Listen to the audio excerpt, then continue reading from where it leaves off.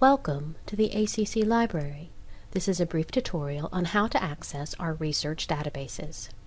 ACC students are given access to a number of different databases through NC Live and the ACC Library.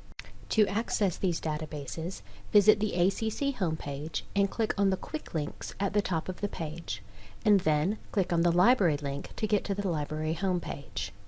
From here, click on the Search the Databases icon.